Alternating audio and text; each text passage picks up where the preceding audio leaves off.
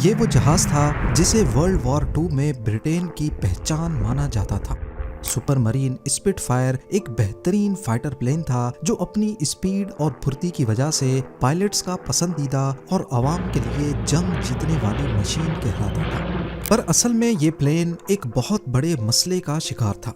मसला ये था कि प्लेन का इंजन ऐन उस मौके पर बंद हो जाता जब ये जर्मन पायलट्स के साथ डॉग फाइट कर रहा होता, खास तौर पर जब इसे नीचे की तरफ डाइव करवाया जाता था। दूसरी तरफ जर्मन लुफ्टवाफा के मेसरश्मिट 109 फाइटर प्लेन में ऐसा कोई मसला नहीं था। इसी वजह से जर्मन पायलट्स अक्सर जंग के दौरान ब्रिटिश पायलट्स पर हावी हो जाते थे। ब्रिटेन ने बैटल ऑफ ब्रिटेन बहुत मुश्किल से जीती और उसकी सबसे बड़ी वजह स्पिटफायर के इंजन का ये मसला ही था। अगर बकाया वर्ल्ड वॉर टू में ब्रिटेन को क्लियर जीत चाहिए तो उसके लिए स्पिटफायर के इस अजीब मसले को हल करना बहुत ज़रूरी था। उन्होंने एड़ी चोटी के जोर लगा लिए, बड़ी बड़ी इंजीनियरिंग फर्म्स ने भी कोशिश की, पर स्पिटफायर का ये मसला किसी से भी हल ना हो सका। आखिरकार एक सॉल्यूशन मिला, और वो भी एक ऐसे शख्स ने निकाला जहां से कोई उम्मीद नहीं थी। एक औरत, बीट्रिस शिलिंग। इस औरत ने स्पिटफायर के साथ ऐसा क्या किया कि आज उन्हें अलाइज की तरफ से वर्ल्ड वॉर टू जितवाने का जिम्मेदार ठहराया जाता है। जेम टीवी की वीडियोस में एक बार फिर से खुशामदीद। नाजरीन, स्पिटफायर के रोल्स रॉयस मर्लिन इंजन का ये मसला सबसे पहले 1938 में सामने आया। उस वक्त इस मसले को इतना बड़ा नहीं समझा गया क्योंकि वर्ल्ड वॉर टू से पहले पायलट्स ज्यादा डाइविंग नहीं करते थे। लेकिन 1940 में जब बैटल ऑफ ब्रिटेन अपनी पीक पर थी तब ये सिर्फ एक टेक्निकल मसला नहीं बल्कि जिंदा रहने का सवाल बन चुका था। इससे भी बड़ा मसला ये था कि वर्ल्ड वॉर टू से पहले ब्रिटिश गवर्नमेंट 20,000 से भी ज्यादा स्पिटफायर प्रोड्यूस कर चुकी थी। यानी इन सभी प्लेन्स में यही सेम मसला था क्योंकि इन सब में रोल्स रॉयस मर्लिन इंजन लगाया गया था। और फिर मामले की नज़ाकत का आइडिया तब हुआ जब ब्रिटिशर्स को ये मालूम पड़ा कि रॉयल एयरफोर्स यानी RAF के पास स्पिटफायर के अलावा जो दूसरे फाइटर प्लेन्स हैं जिनमें हॉकर हरिकेन और बोल्टन पॉल डिफायंट शामिल थे, उनमें भी यही सेम रोल्स रॉयस मर्लिन का इंजन ही लगा है। अब एक तो वर्ल्ड वॉर टू की गर्मा गर्मी और ऊपर से अलाइज का सबसे बड़ा इत्तेहादी डिफेक्टेड इंजन वाले प्लेन्स के साथ लड़ने पर मजबूर था। 1940 में वर्ल्ड वॉर टू के दौरान नाज़ी जर्मनी का मुकाबला फ्रांस और ब्रिटेन के साथ था। इस दौरान जब जर्मन्स अपने मेसरश्मिट 109 लेकर अलाइज के एरिया में आते तो उनको काउंटर करने के लिए RAF के स्पिटफायर जाते थे। एक दूसरे की गोलियों से बचने के लिए पायलट्स एडवांस्ड मैनूवर्स इस्तेमाल करते थे, जैसा कि फौरन डाइव मारना या फौरन जहाज को ऊपर उठा लेना।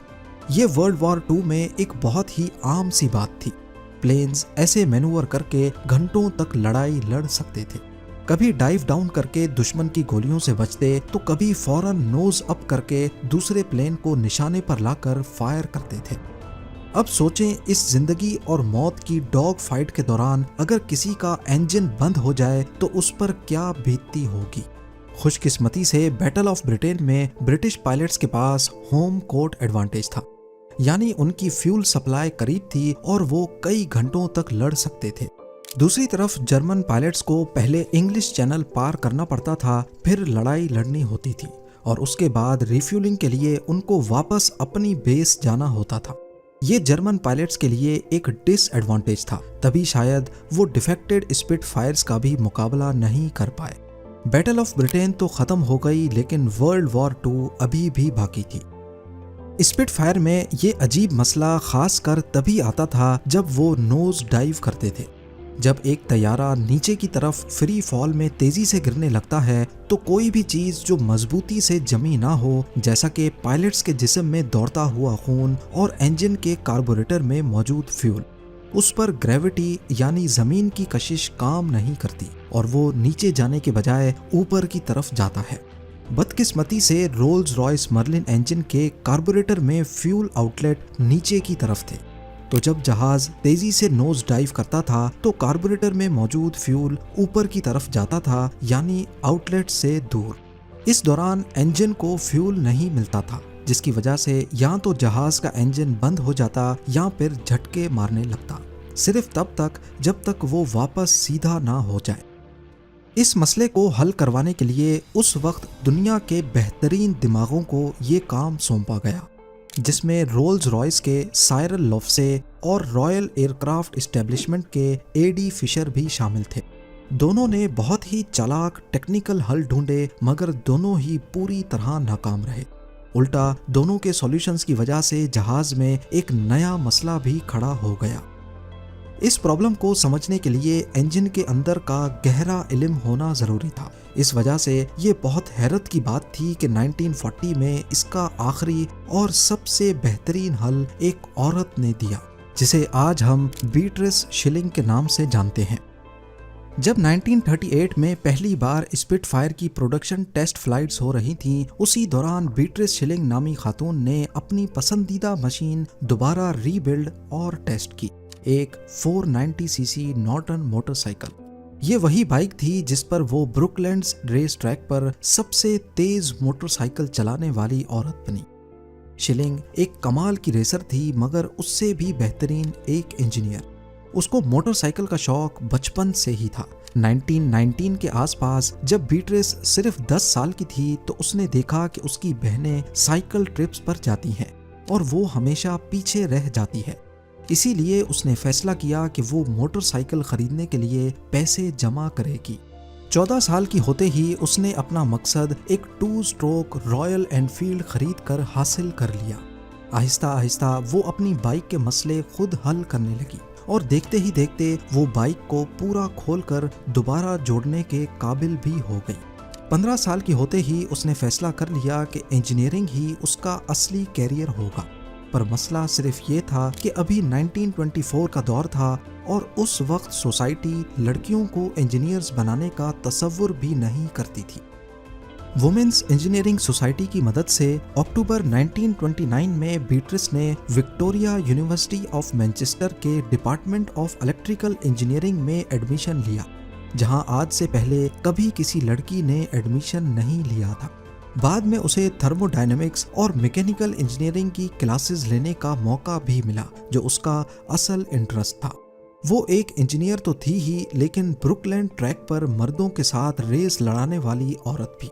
और ऐसा सिर्फ इस वजह से हो पाया क्योंकि उसने अपनी 490 सीसी नॉर्टन मोटरसाइकिल के कार्बोरेटर में कुछ ऐसी चेंजेस की थी जिसकी वजह से उसका पिकअप हद से ज्यादा बढ़ चुका था। शिलिंग को उस वक्त खुद भी अंदाजा नहीं था, लेकिन उसकी ये काबिलियत वर्ल्ड वॉर 2 के दौरान स्पिटफायर और हरिकेन फाइटर्स का सबसे बड़ा मसला हल करने वाली थी। वर्ल्ड वॉर 2 से पहले शिलिंग को रॉयल एयरक्राफ्ट एस्टेब्लिशमेंट में काम करते हुए 3 साल गुजर चुके थे।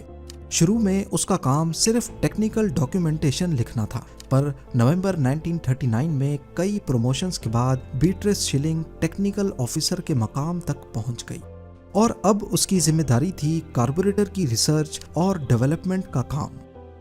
जब रोल्स रॉयस के इंजीनियर्स स्पिटफायर का मसला हल करने में नाकाम हुए तो शिलिंग ने इस मसले को फिक्स करने के लिए अथॉरिटीज से परमिशन मांगी। पहले तो सब इसको औरत होने की वजह से अंडर एस्टिमेट कर रहे थे, लेकिन हैरानकुन तौर पे शिलिंग ने सिर्फ चंद दिनों में ही ना सिर्फ मसले को हल किया, बल्कि अथॉरिटीज ये सॉल्यूशन देखकर खुद पर हंसने लगी। पर आखिर उसने ऐसा क्या किया था? शिलिंग ने सिर्फ एक छोटा सा ब्रास रिस्ट्रिक्टर डिजाइन किया जिसमें एक खास डायामीटर का सुराख था, और फिर वो प्लेट कार्बोरेटर में फिट करने पर जहाज का मसला काफी हद तक फिक्स हो गया। इस सॉल्यूशन का सबसे बड़ा फायदा ये था कि इस ब्रास की प्लेट को जहाज में खड़े खड़े फिट किया जा सकता था, यानी ये ज्यादा टाइम कंज्यूमिंग भी नहीं था। अब सबसे बड़ा मसला मुख्तलिफ बेसिस में जाकर इसको स्पिटफायर्स में इंस्टॉल करना रह गया था। इस काम के लिए भी शिलिंग ने अपनी नॉर्टन बाइक का इस्तेमाल किया और अलग अलग बेसिस पे जाकर ये सॉल्यूशन स्पिटफायर और हरिकेन फाइटर्स में इंस्टॉल किए। शिलिंग का ये सॉल्यूशन इतना कामयाब हुआ कि इसको मिस शिलिंग्स ऑरिफिस का नाम दिया गया। इस छोटी सी प्लेट ने पायलट्स का सबसे बड़ा मसला पूरी तरह तो नहीं पर काफी हद तक ठीक कर दिया था। बाद में शिलिंग ने रोल्स रॉयस मर्लिन के लिए पूरी तरह से नया कार्बोरेटर डिजाइन करके इस मसले को हमेशा हमेशा के लिए हल कर दिया। वर्ल्ड वॉर 2 जीतने के बाद पायलट्स ने इसका सारा क्रेडिट शिलिंग की काबिलियत को दिया। आखिरकार उसकी मेहनत के बदले उसे Order of British Empire OBE से नवाजा गया। वर्ल्ड वॉर 2 के बाद शिलिंग ने इंजीनियरिंग छोड़ने के बजाय नए और एडवांस्ड मिलिट्री प्रोजेक्ट्स पर काम करना शुरू कर दिया। 1950s तक उसका काम रॉकेटरी, रैमजेट्स और गाइडेड वेपन्स जैसे नई फील्ड्स तक फैल चुका था। 1955 में शिलिंग को रॉयल एयरक्राफ्ट एस्टेब्लिशमेंट का सीनियर प्रिंसिपल साइंटिफिक ऑफिसर बना दिया गया। बीट्रिस शिलिंग सिर्फ एक मैकेनिक या इंजीनियर नहीं थी, वो एक लाजवाल कैरेक्टर थी जो इंजीनियरिंग में औरतों के लिए नए दरवाजे खोल रही थी। आज भी ये अच्छी तरह माना जाता है कि अगर वर्ल्ड वॉर 2 में शिलिंग ना होती तो शायद दुनिया का नक्शा ऐसा नहीं होता जैसा आज दिखता है। उम्मीद है जेम टीवी की ये वीडियो भी आप लोग भरपूर लाइक और शेयर करेंगे। आप लोगों के प्यार भरे कमेंट्स का बेहद शुक्रिया। मिलते हैं अगली शानदार वीडियो में।